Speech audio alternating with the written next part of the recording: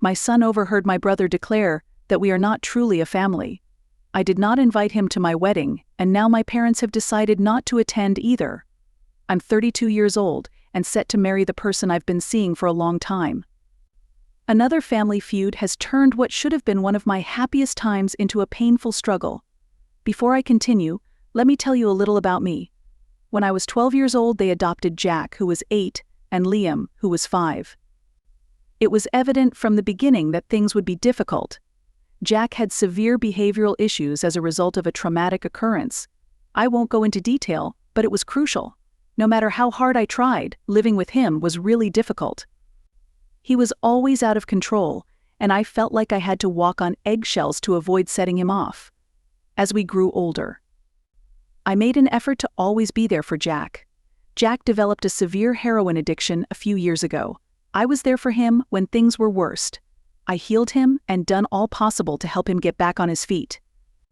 Even though it was difficult and exhausting, I did it because I loved him and knew that we were still brothers, despite our differences. Liam, on the other hand, was always cordial, and our bond strengthened. Still, I've always felt as if I didn't belong. Jack and Liam had a strong bond as blood brothers, but I never felt included. When I tried to fit in, I never felt really welcomed.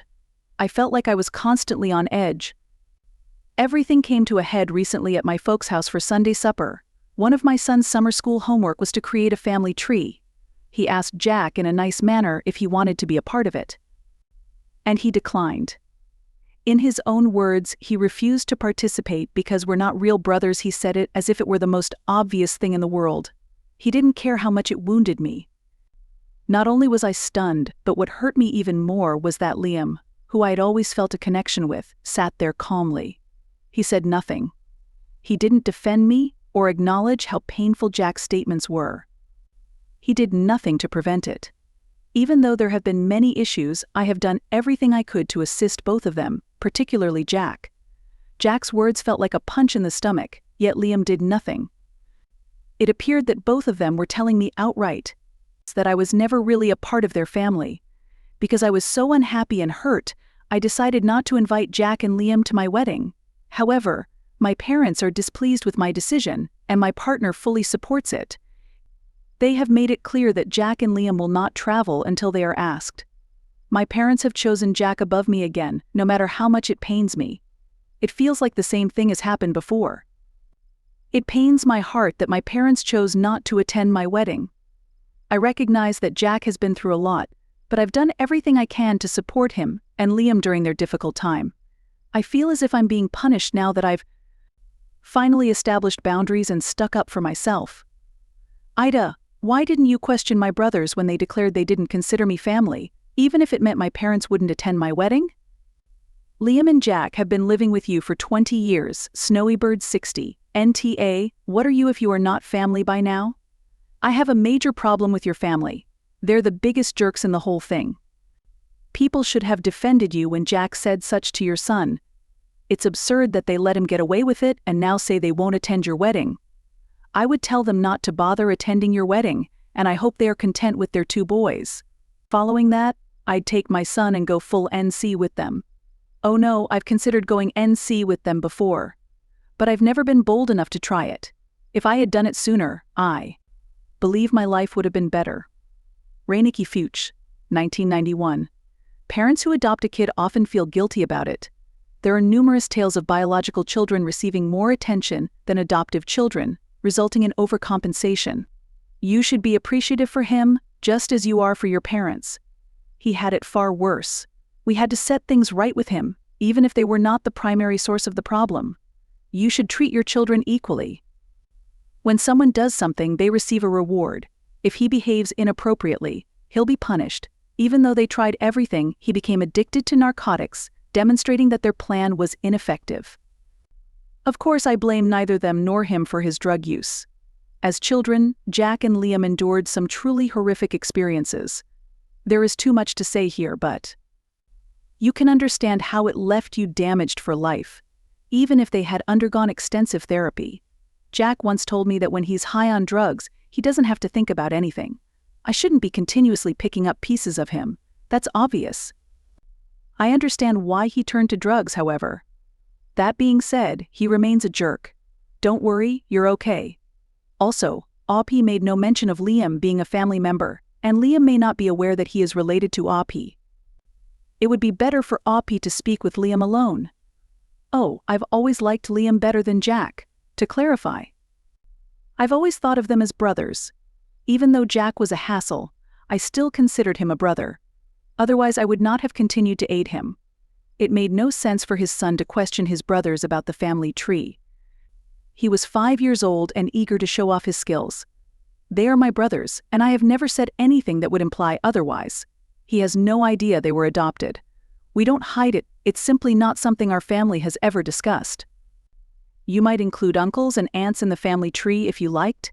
He said it gently helped me goodbye, and if you don't want to be in the tree, you don't want to be in the tree, you don't deserve to be there. You're particularly nervous about this one. I don't mind if someone calls me Ta, but just don't make up facts to support it. One more time, August 18th, 2024. Everything that has happened since my previous post is still making me dizzy. Thank you to everyone who took the time to write a remark. I read all of your advice, and it saved my life. Hold on though, because things have gone utterly insane. I knew I wanted to speak with Liam after hearing from so many of you. When we met at a pub, I basically told them everything. When Jack muttered terrible things about them not being brothers, I was incredibly disappointed that he didn't say anything. Part of me expected him to defend himself, but I received something entirely different. Liam claimed he had been frightened of Jack for years.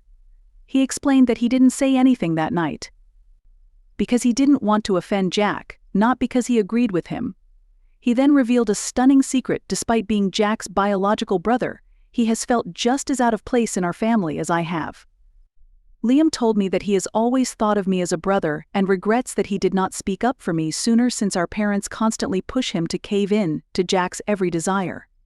It was quite comforting to hear this. Now that he's on my side, we determined that Jack doesn't belong at my wedding or in our life unless he can love me like a brother. But just when I thought things couldn't get much worse, my parents exacerbated the situation. I sat them down and tried to explain why I did not invite Jack. They instead offered a choice. They will not attend my wedding if Jack is not invited. There is no room to speak or understand. Just a simple no. I felt awful. After putting Jack's desires ahead of mine for years, this is how they repay me. I finally gave in. I let go of all the rage and resentment that had built up over the years. I told them I was tired of being neglected, and that I had always been the one who suffered for them. There was always Jack first. I made it plain that if they didn't want to attend my wedding, it was their decision, not mine. After that, I left them to make their own decisions. Jack suddenly sent me an overwhelming number of the meanest texts I'd ever seen. He accused me of being selfish for abandoning him and turning Liam against him, causing the family to fall apart. He informed me that he never felt like he belonged in the family, and that I was too responsible for getting rid of him. Even if what he said was offensive, it opened my eyes. Jack has spent his entire life blaming others for his difficulties, and I have always been his main target. But this time, I am not going to let him guilt-trip me. I didn't even respond. I simply blocked his number. There is nothing else to say if he cannot see what he did wrong. When I told Liam about Jack's texts, he became quite upset. He is more motivated than ever to be there for me, and we have chosen to limit our time with our parents until after the wedding. Liam has been a rock for me throughout this turmoil. He helped me organize my wedding and ensured that I wasn't coping with this calamity alone.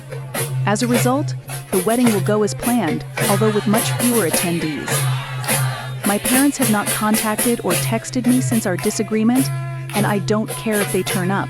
I'm going to make sure that no one, including my own family, wrecks this day for me and my fiancé. Thank you for all of your help and suggestions.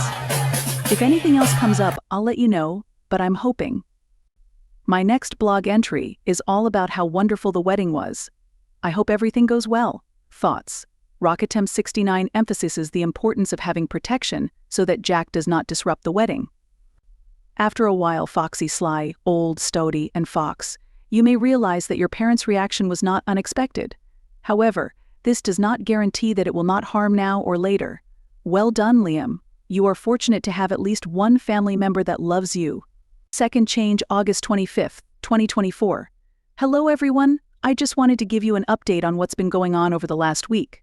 A lot has changed, and I'm happy to report that things are improving. Jack called me 2 days after our text disagreement. I had no idea what to anticipate. When he asked if we might meet, but I agreed anyway. He apologized when we first sat down. He apologized to my son and explained that he didn't know why he said what he did. Jack appeared to genuinely regret what he had done, and I knew he meant it. This wasn't just another apology to make things better, it was unique and appeared genuine. After apologizing, Jack took a big breath and revealed something I should have known. He said that he had used narcotics again before the battle began. That hit me hard when I heard it.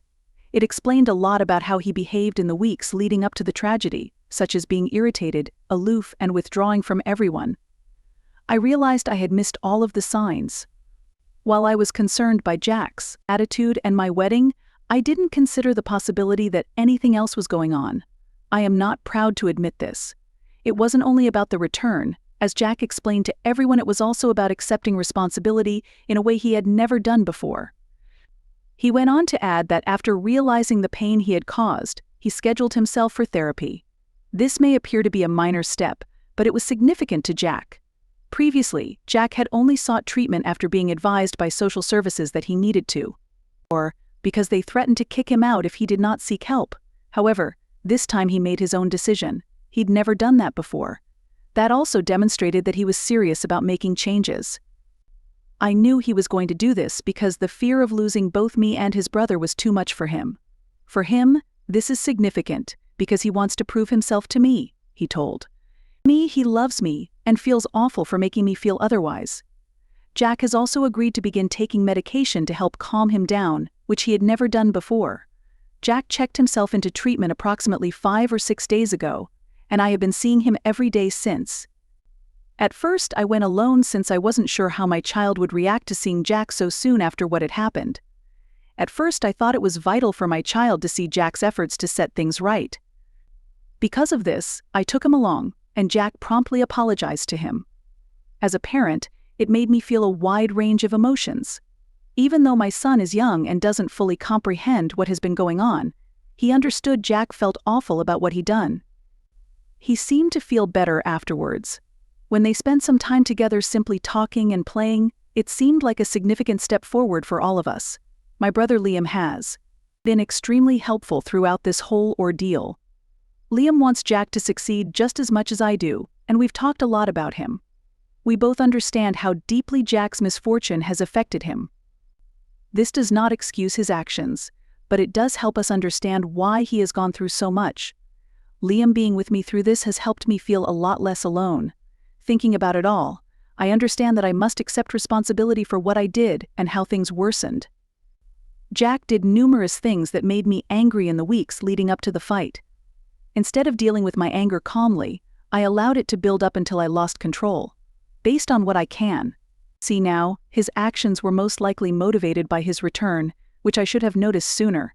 Since Jack is finally taking his recovery seriously, I'm focusing on what I can do to assist him.